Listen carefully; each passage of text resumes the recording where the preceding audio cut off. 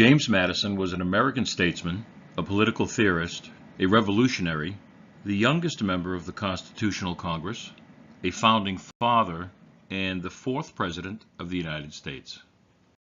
Madison was born in Virginia, March 16, 1751. He was a wartime president, and together with Thomas Jefferson formed the Democratic-Republican Party. He served as Secretary of State for 2 terms in the Jefferson administration, and he was a very popular president and remained popular despite the serious setbacks he suffered in the War of 1812.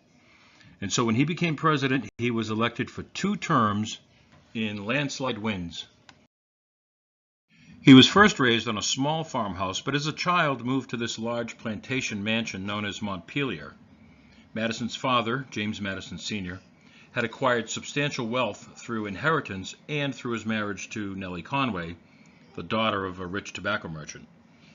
As a child, James Madison suffered psychosomatic seizures, which are stress-induced seizures that are similar to epileptic fits.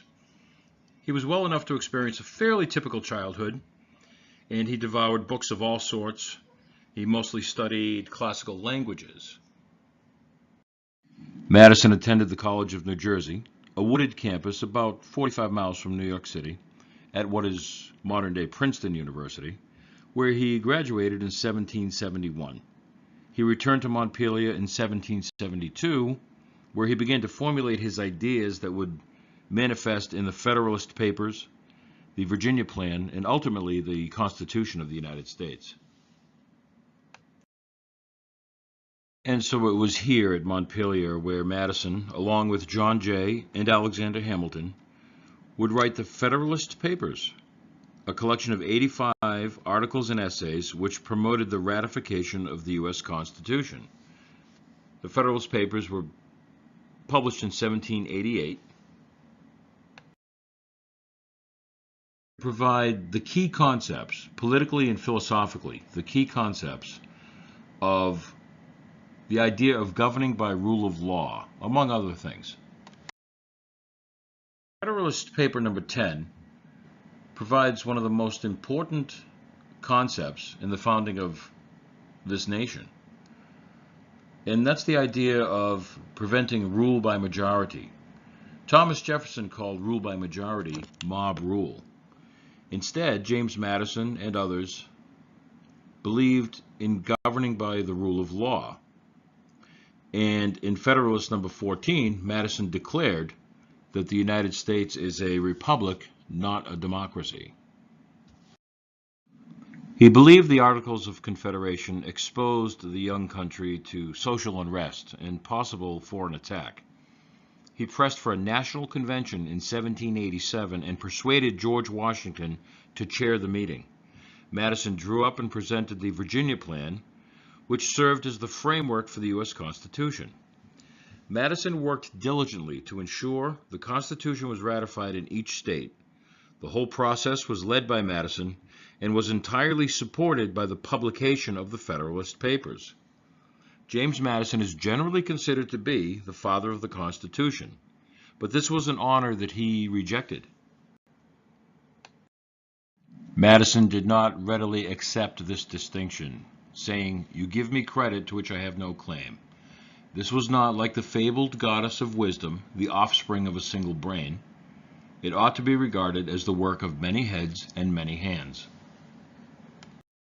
Madison was elected to the House of Representatives in 1789, where he introduced the Bill of Rights, which guarantees civil liberties for American citizens. During this period is when he joined with Thomas Jefferson to form the Democratic-Republican Party. In 1794, a 43-year-old Madison married Dolly Payne Todd, a 26-year-old vivacious widow with a young son. She became very popular and later became known as an active, well-liked hostess in the White House.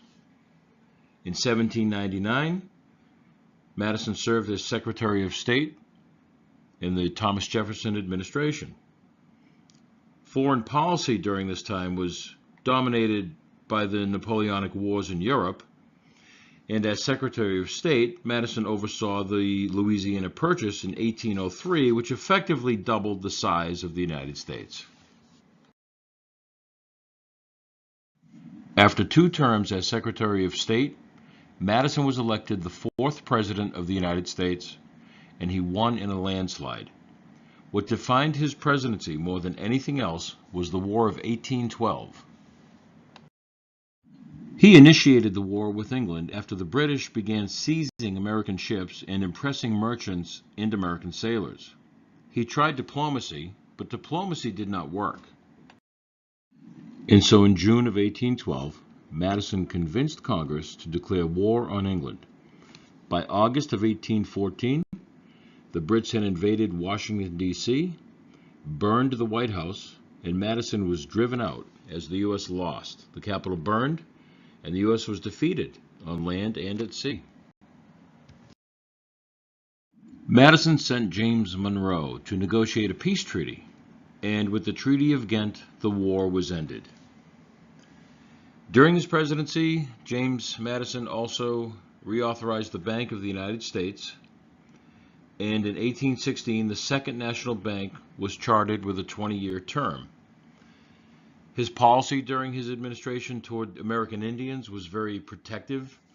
He believed that American Indians would benefit from the new American civilization. In fact, Madison ordered the Army to protect all native lands from any foreign invasion.